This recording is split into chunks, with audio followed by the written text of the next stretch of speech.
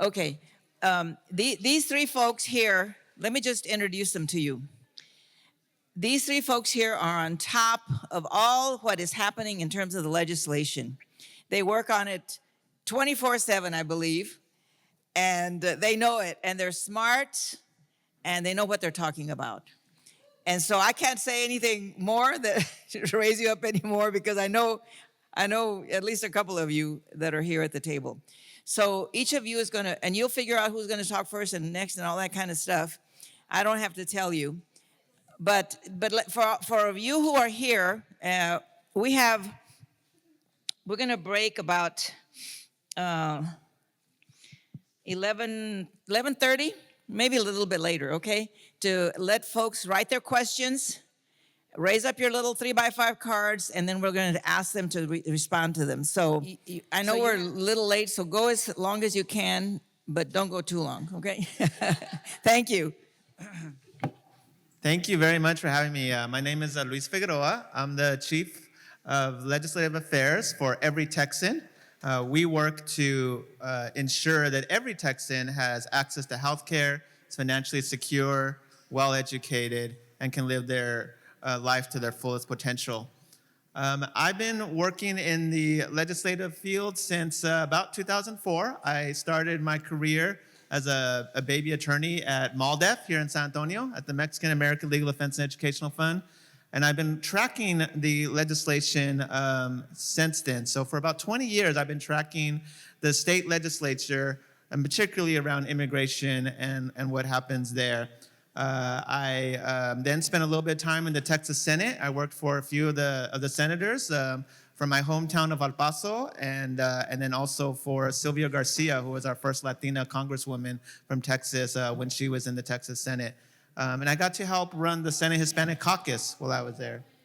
And while I was there, I got to see firsthand, and sometimes behind the scenes, of what was happening at the Texas legislature. And it was a real eye-opening experience to kind of see how the decisions were being made and what was influencing them.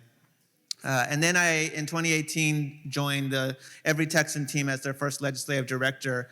And the goal was to really not only just be having the research and the data and the information, but to really engage the community on what was happening at the Texas legislature. I feel there's a big disconnect between the community and the legislature. And so we really engaged in an effort to get people involved and explain what was happening there.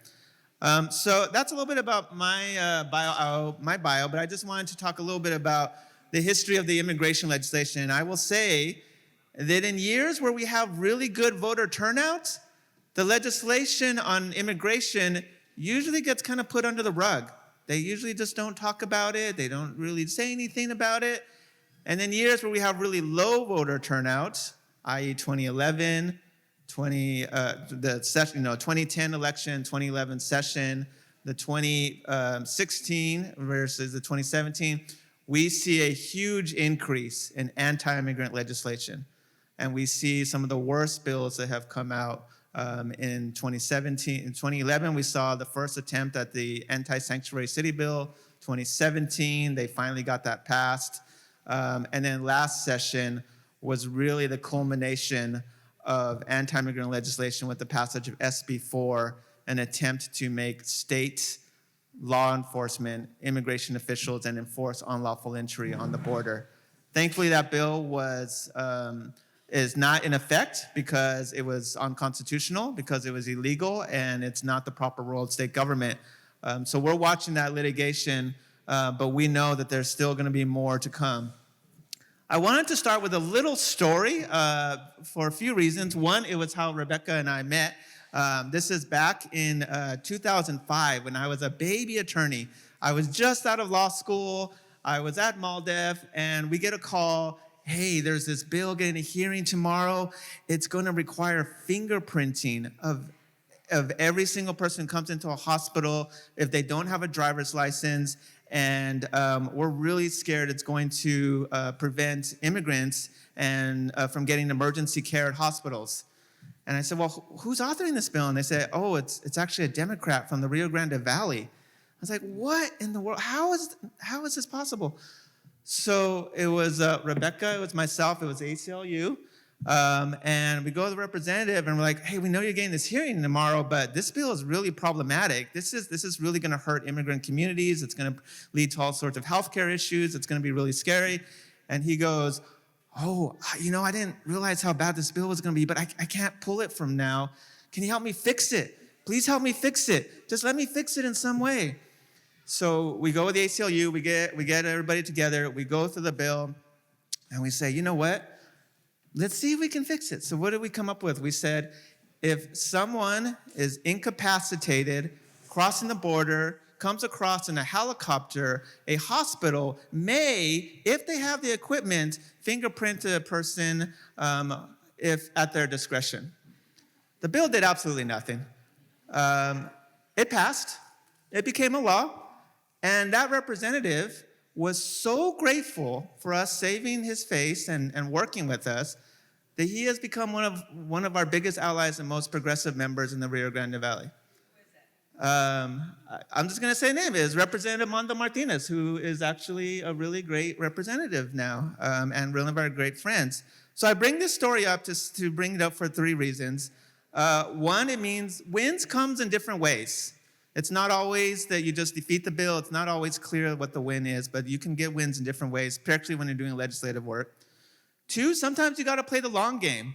We could have just said, no, we're gonna embarrass you. We're gonna go to the committee. We're gonna bring everybody out there, and we're gonna show you what's up. But that wouldn't have been the long game. The long game was we got now an ally long term now. And then lastly, I bring it up because I think advocacy matters. I think a lot of times we believe, especially when it comes to the Texas legislature, they're gonna do what they're gonna do and it doesn't matter what we say. And I can tell you, being on the inside, being on the outside, and working it for 20 years, it does matter who shows up. It does matter who's gonna be there and gonna fight for you. It matters to the Democrats and how hard they fight. It matters to the Republicans and how hard they wanna deal with the fight. It matters in terms of the timing of the legislature, of how much time they're gonna have to pursue their different things they wanna pursue. So it does matter. So I don't wanna go too long, so I'm just gonna cover a few of the threats we're facing next session. Number one, we believe at every Texan, the budget is what matters. The budget is the moral document of Texas. If you aren't putting money into it, it's not a priority for the state of Texas. We are currently, in this biennium, putting $6.5 billion with a B in border security and Operation Lone Star.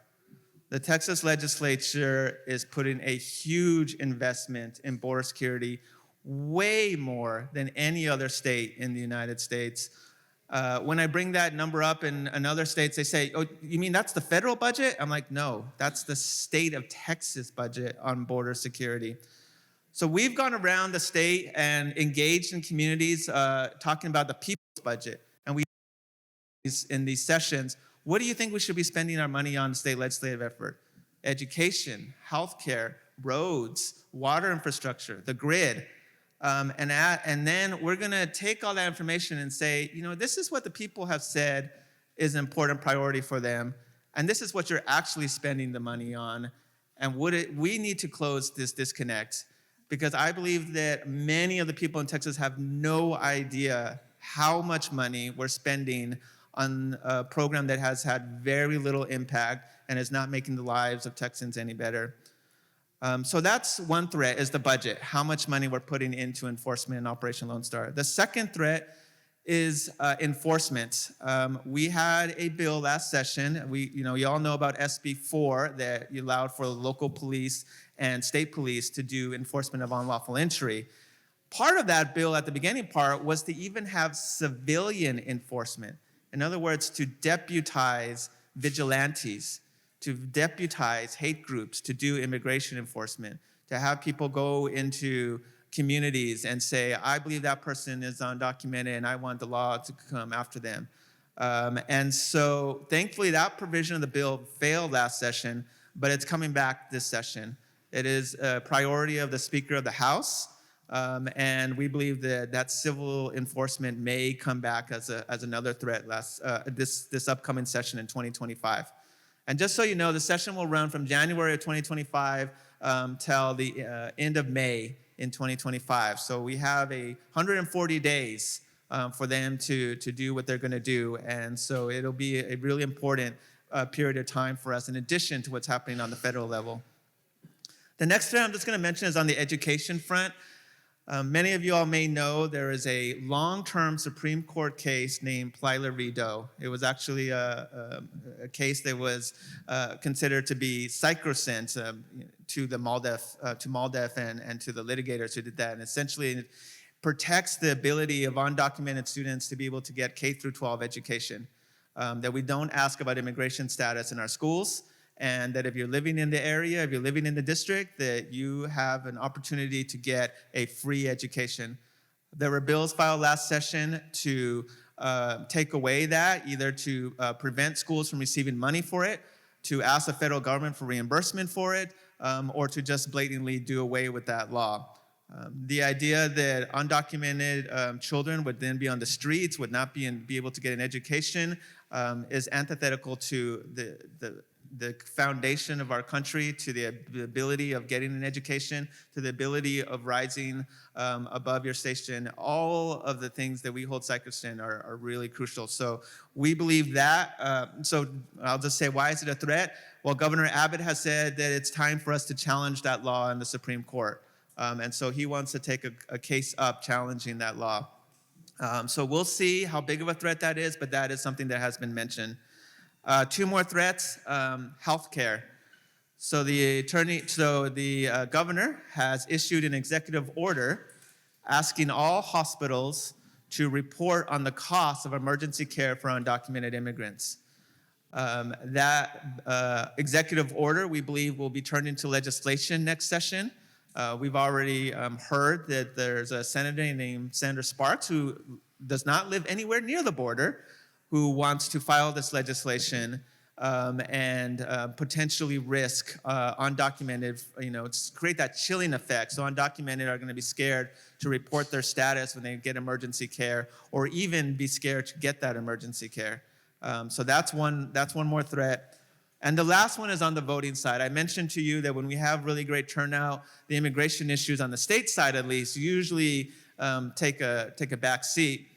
Well, now they're going after the ability of people to register to vote, and there's a proposal that is a priority of the lieutenant governor that's receiving a hearing on October 16th, and there was a big issue on the federal government, the congressional side, and that's a documentary proof of citizenship to register to vote, i.e. that when Southwest Voter or Move Texas or one of these groups runs into somebody at a grocery store or a concert and says, hey, would you like to register to vote? And they're filling out the form, this bill would require them to require a birth certificate or a naturalization certificate or some other document that proves the person is a U.S. citizen, which would end third-party voter registration efforts in Texas, because nobody has those documents when they go to the grocery store, when they go to a concert, when they meet with people out on the streets.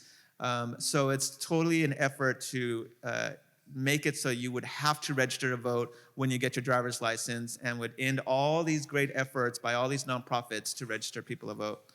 So those are a few threats that are out there. I do not want to end with just threats and how bleak things are. I'll just end with there are opportunities.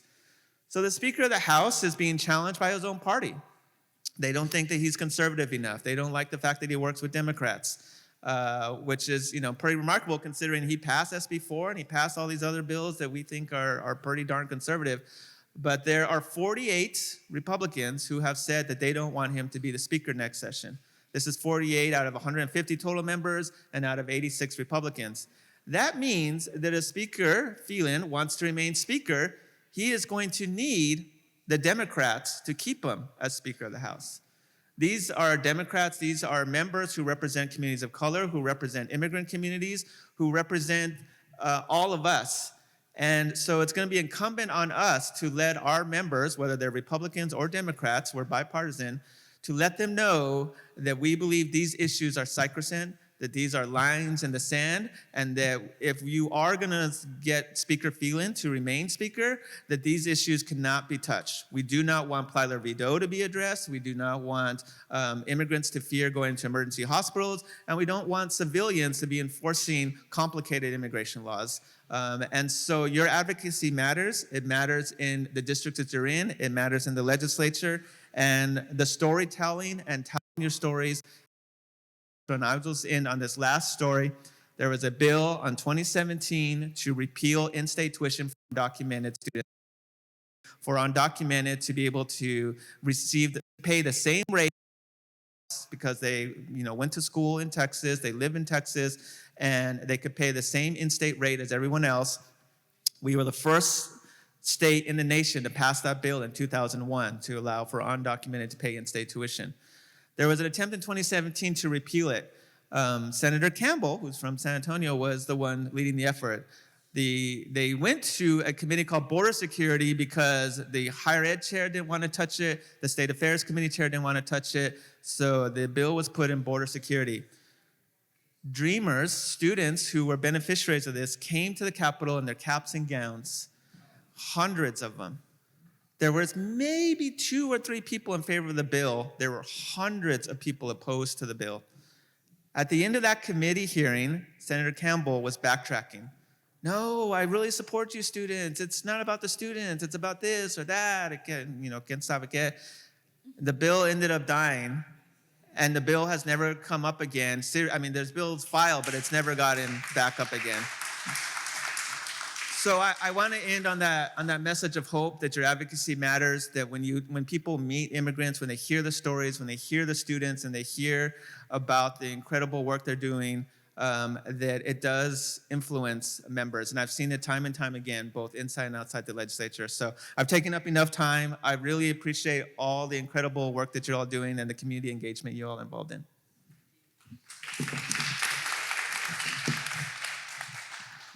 Thanks, Luis. That was a really great opening. Hi, everybody. Good morning. Is it? Yes. Hi, good morning. I work with the ACLU of Texas on our Border and Immigrant Rights team, and I'm really happy to be here with you all and share a little bit of information. Gado and I have been talking about our threats and opportunities for the last 2 days, so I'm going to continue a little bit in the opportunity focus, because I know it's easy to see a lot of doom and gloom, especially in the immigration space in Texas, and when we're kind of facing, always being on the defense, right? And we're also facing a very contentious November election where no matter which way it goes, we still expect that the state will try to entrench us further into state immigration enforcement, right? But, like Luis said, there are opportunities, and so with less than, I believe, 30, 40 days until the election, right now is really for the time for us to start acting, to start activating our members, our communities, to go out into the communities and talk with our elected officials. Our local opposition is going to be one of the most important things, whether it's federal policies that are coming down and impact us, or things that the state legislature might do, such as like another version of SB 4 or something. We want to I think what that's going to do is going to translate, right, into a lot of local electeds carrying out these laws and these bills. For example, SB 4. It's still blocked, thankfully, so we can be happy about that. But in the event that this law were to take effect, who would be tasked with carrying it out? It would be our state and local law enforcement, right? It would be our counties, it would be our local cities. They're the ones and that's where we need to grow that opposition, right? So I know we've had some really amazing wins over the last few months in the city of Dallas, the city of Austin, who have taken that public opposition, but we need more, right? We're not gonna stop these laws. We're not gonna stop it. Like Luis just said, hundreds of students had to show up to stop a bill so egregious that was going to impact not only the students, but their families at large, right? And how they were gonna continue their lives. And so 2 cities, it's fantastic, it's great, but we need more. We need those voices to continue, because we need to be proactive. We're in Texas, on immigration especially, we're constantly on the defensive. We recognize that, but we wanna be proactive, because our opposition is proactive in taking our rights. So we need to have that same level of action. And we can be creative, right? We can figure out what can we do with is it creating things like legal defense funds? Is it doing enhanced library cards? There are options that our communities can take, but the thing is that we need to create that urgency because we know that election is coming and we know that legislative session is coming as well, where we do anticipate some of these bills to continue coming through. And so I really encourage everyone in this room, if you haven't spoken to your elected official, start making those phone calls. If you haven't started talking to your congregations about these threats, these challenges that we can foresee happening, start having those conversations now. We've been doing this for months, and so for us, it's like we've been having these conversations, but we're really looking to our communities for the support because it's gonna take all of us to really stop these bills. And yeah, I think that's what I really wanted to say in the opportunity. Oh, yes. So we got a question that SB4 is being challenged in the courts, and there are two versions, but are they already being enforced? Again, as I mentioned, SB4 that was passed in the legislative session last year, it's still blocked. It remains at the courts, and we are hopeful that we will get a good ruling, but at the end of the day, this doesn't mean that it's the end of SB4, right? And how do we continue to stop these racist laws? Is with that local action and with our local officials. And we can continue to advocate at our groups will continue to advocate at the Ledge, but that's also an opportunity for you all to continue your advocacy. And you can advocate from your county commissioner to your congressional office that these laws do not align with our values and that they don't protect communities. We cannot continue down the road of punitive laws and enforcement to address migration. And we need to really voice that this is not long-term solutions and that we need to have rights-respecting solutions that will protect our rights and protect our communities.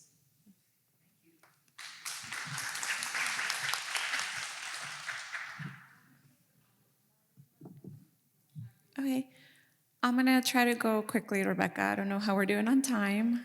Okay, but I'm Caro. I use she, her, ella pronouns, and I'm with the Immigrant Legal Resource Center, but longtime immigration, advocate here in the city of San Antonio. I think I want to just take a step back, right, from the threats and opportunities. Like, this agenda, this very extreme agenda, is not new. Like, we saw it in California with Prop 187, almost 40 years ago. We saw it in Arizona, right, in 2010, about 14 years ago now, right? Yeah. And now we're seeing it here, right? It's like this vicious agenda to say we must drive the quality of life of all of these communities to the point of breaking them, right? So that they don't speak up, so that they remain in fear, and so that they don't fight for the rights that they do have, right? It's like a strategy, right? But I think when you face that struggle, and all of us who are immigrants know that we cannot just give up. Like, giving up is not an option for many of us. And I think it's up to us to stand and speak up to like this very vicious agenda and reality, right, that they're trying to impose on us. We know that's not what we want. We know that's not what it's gonna make all of us thrive, right, as Texans, who all of us have probably an immigrant that we know or that is part of our families or part of our communities. I also wanted to double down on the fact that we still have rights, even if all of these bills are trying to take them away or trying to tell you that you don't have them. We still have rights, and I think we shouldn't give them up easily, right? When I live in District 2 of the city, right? Greg Casar, I have a really good representative, right? Congressional representative. Greg Casar is my congressman. And I still fight with him on things that I don't agree, right? But because I live there, I live in the district. Doesn't matter my status. We are part of a district that has a representative. And being able to share that with your immigrant community and neighbors, that they have the right to advocate, is so important. Like, it doesn't matter whether they have status or not, as long as they live in a zip code, they're a constituent, right? And they have the right to raise their voices and make those phone calls and go with you to make those, visits. There's a lot of fear in our immigrant community that we cannot do that, or that we can't do that because of our status, but it's so false. And you should let them know that as long as they live and are part of a community and they have a zip code, they are a constituent, and they have the right to share their stories and speak up of the needs that they have, etc. Because I am pretty sure that the needs that they have are very similar to our needs, right? What are our needs? What do we need? Someone shout it out in our community. What do we need? Healthcare. What else do we need? Education, better jobs, better roads, fair wages, a power grid that works so that we don't die in the summer or the winter, right? And so it's us who are, y'all are here because you care, right? So it's like, how do you help others raise their voice without fear, just because they do have the right to do that. We all have the right to advocate. And then, I was just gonna share with Operation Lone Star, Luis shared that there's a 6 billion waste that our governor is doing. And to arrest someone in Operation Lone Star, it actually costs $400,000, just one person. What could we do with that? Right? And I mean, I think of that, I'm like, wow, like that could pay lunches for kids at schools, right? Like that could give us generators for the communities that don't have AC, right? Like, it's like Luis said, our budget is a moral document, and if the budget is given $6 billion, to border security, but $0 to our public schools, right? And it is our money too, because we are the ones paying the taxes. We pay the property taxes, we pay the sales tax. I would always joke with my mom. I was like, hey, Ma, when we go to HEB, we should say, hey, we're undocumented. We're not gonna pay this tax. Give us a new bill, like give us a new receipt. But that never, we're not gonna do that. It's like, so we are all like, they're basically misusing in a very grotesque and irresponsible way all of our resources. So I do feel like this, like Luis said, there's an opportunity to engage earlier in this legislative session, and it has to be around the budget. It has to be about these are the needs that I have, but so does my immigrant neighbor have, and we live like in the same community. And we want you to prioritize these needs for all of us Texans before, you respond to Governor Abbott's ego or priority, right, that he wants to have. I feel like they haven't heard that from us enough, and that is why they're making this really unaligned decisions, right, with the resources in our state. So I do think there's an opportunity to change the narrative about the needs that Texans have are the same needs that our immigrant neighbors have. It's as simple as that. And number two, we have plenty, like we have a surplus every year almost, right? We have a surplus, 33 billion surplus or something like that. It's crazy. So there's no need for our state to be operating out of scarcity, because we have plenty of resources in this state. They're just being totally misused and very wrongfully allocated. And I do think, that us as advocates, this is the last thing that I will say, is we have the responsibility to continue to make these spaces and our advocacy efforts accessible to others.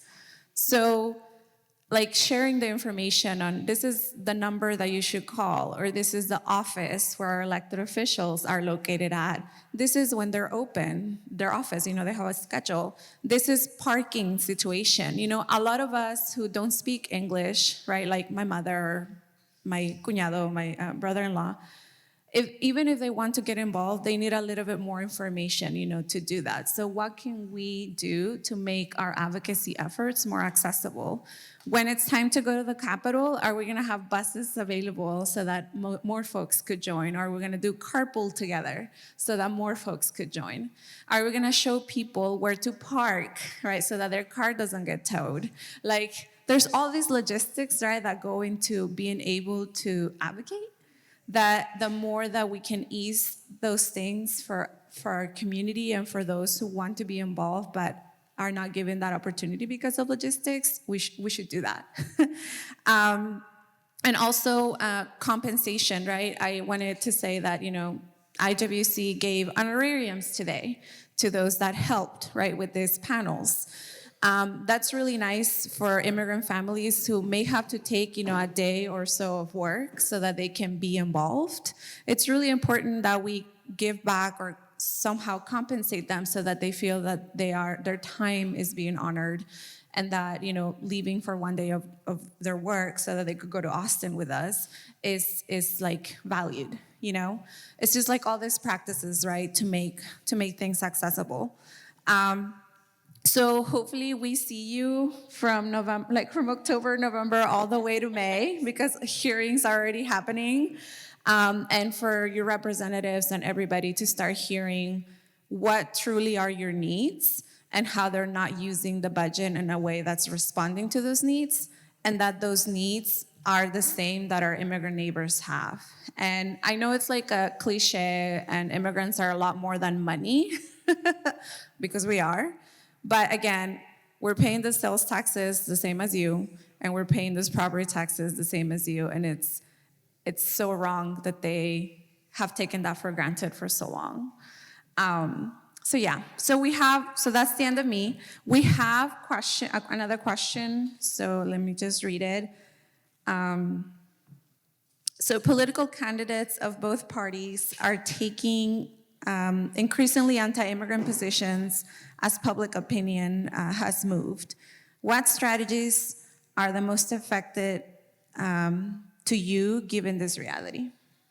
So basically, both parties taking extreme anti-immigrant positions. So what strategies do we see that can be most effective given this reality?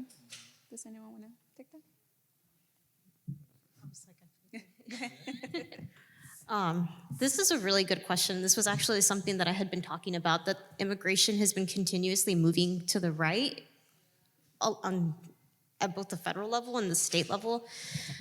And so I think for me, a lot of this is going to be about education and dispelling a lot of what those myths about immigration are. For example, I think one of the ones that has been frustrating me the most is this concept of open borders. But when in reality, we need to bring those realities, or bring that truth forward, right? Because as Luis said, we've spent $6 billion on border security. That's at the state level.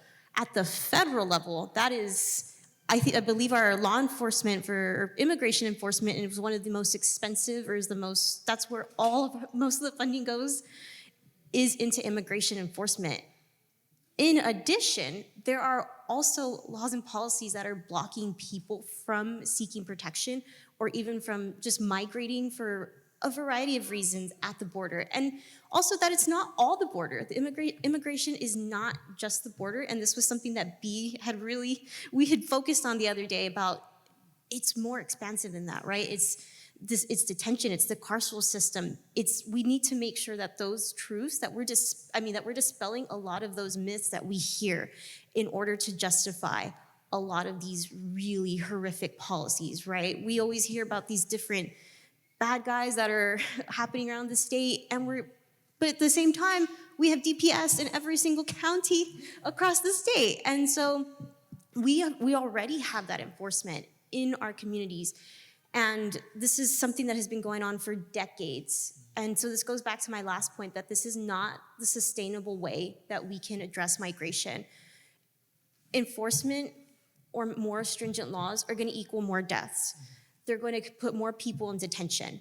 We need to make sure that our elected officials are not continuing to speak these or to mischaracterize what is happening in our communities. For example, I'm from the RGV, and we constantly hear that the Rio Grande Valley is this place where we're being overrun.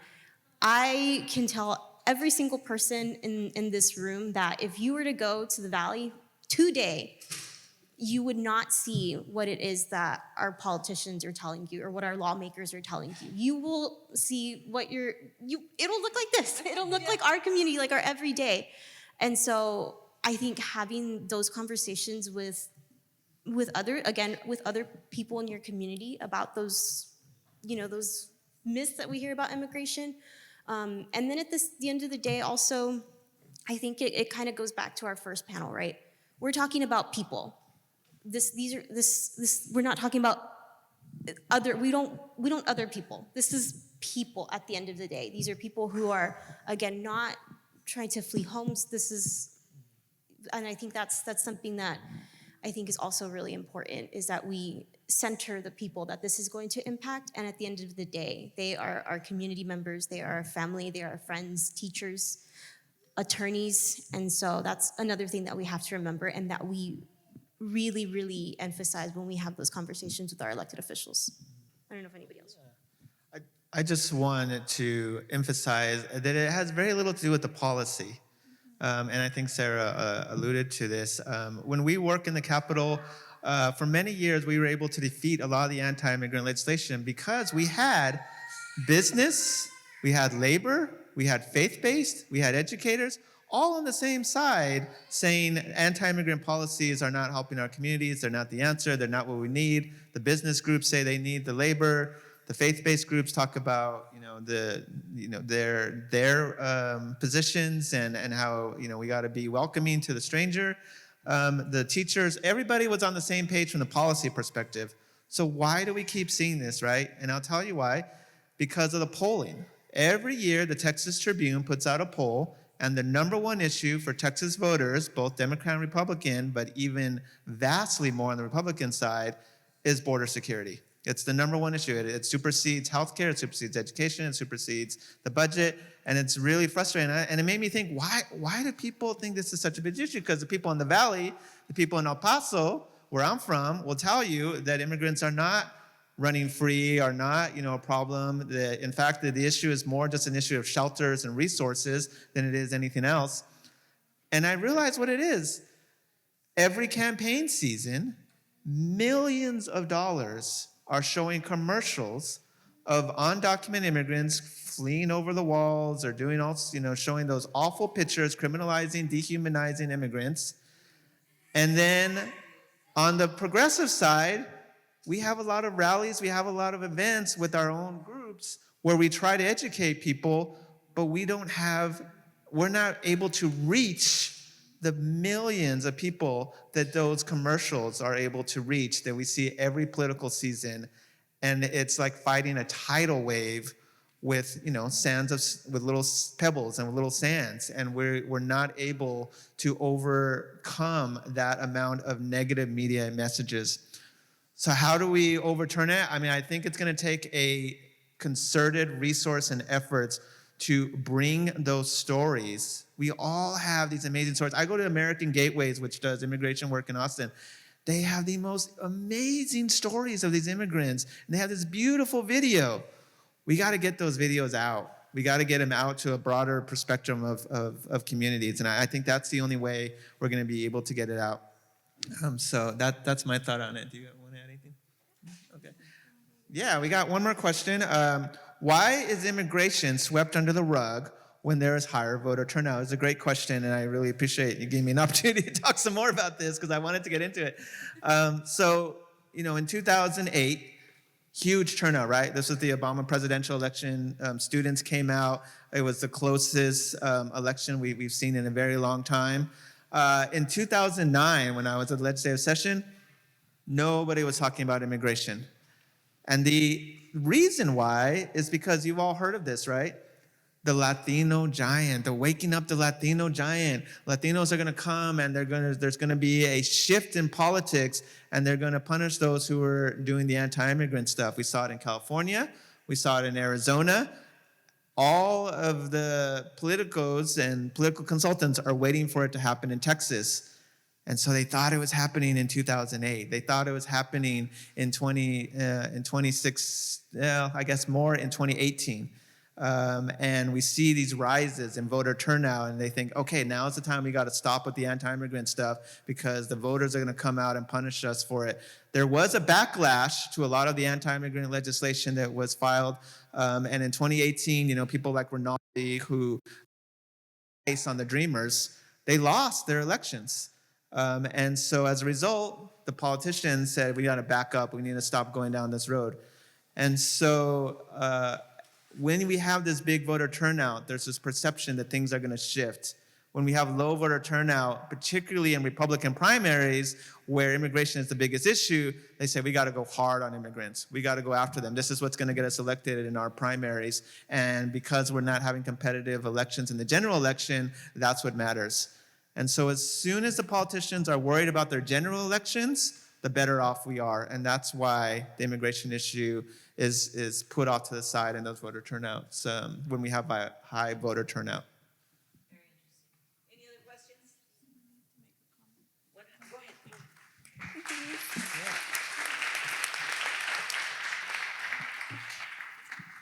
Hello? Sorry. And I know that is this okay? Okay. I know that a lot of intimidation, or is this okay? Intimidation for like doing voter registration efforts right now by the Attorney General. But I think when that happens, we should double down in our efforts because that's exactly why they're doing this, right? They're doing it to discourage us from exercising our rights, right?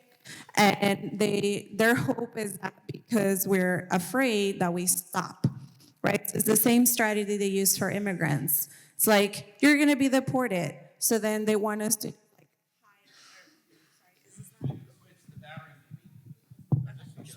Hello? Okay. So they want us to when they do all of these things to immigrants in California, Arizona, and now Texas, like the quality of life, right? They want to just take it away. It's so that they expect people to stay in fear and paralyzed. So it's the same thing that they're trying to do with all of our democracy organizations, right? They don't want them to register people of color to vote, right? They don't want us to mobilize them to speak up or exercise their rights. So I feel like we need to be able to say, I know my rights. I know that I can register people to vote. I know to vote, and I know that I can help them go and exercise their vote. It really, really kind of really matters how you take in those threats or that intimidation. And I remember when the Attorney General announced that he was going to investigate all of the nonprofits doing voter registration, I had calls from all of my friends. They're like, should we cancel our events? We have events this Saturday. I was like, do you have deputized person, in your county that's gonna be at your event? Yes. Okay. Do you have bilingual folks, for those who just naturalized? Yes. Okay. I was like, do you have, are you sure you don't have anything that's partisan, in your materials, or make sure that no candidate is gonna go and try to drop in your event? They're like, yeah, it's at a church or whatever. I was like, okay, great, do it. It's just that reassurance that as long as you have everything that you've always done, you have to push through and double down. And one thing that we did at the ILRC is we're trying to do some messaging around if you're naturalized, go register to vote. We should not be afraid to say that naturalized citizens have the right to vote, because they do, right? But they want us to be oh no, they're illegal, they shouldn't vote. They're not, It's we have to turn it around. Otherwise, if we stay quiet and if we stay in fear, they're gonna continue to win, right? So I feel like I know a lot of you, right? Raise your hand if you do voter registration efforts or, yes, all of it. There's so many people here that do that. So it's don't get intimidated, keep doing your events, and keep saying that naturalized citizens have the right to vote, because that is the truth, we cannot allow them to take that away from us, right? With fear and lies, like they always do. So it's all about like pushing through the fear or the intimidation that they're trying to do you, and continue to like advocate, continue to exercise your rights, because we still have them. Because as long as I remember, the Supreme Court has not taken that away yet, right? So we must exercise them. So yeah, keep pushing. Let's not be intimidated. Arizona wasn't intimidated, right? I have friends, undocumented friends there that have lived through it all and have persevered. And now look where they're at. They're a swing state now because things are super close. And they have a governor who's like a little better, you know? And they defeated Arpaio. Arpaio was defeated so many times. He doesn't even want to run for office anymore, right? And look, we're living a hard moment right now in Texas, but if we persevere and if we keep fighting and advocating and being unafraid, I'm very happy to be, I was undocumented and unafraid for 24 years. Like I know we will win. So it's just that attitude that we have to keep up. Thank you.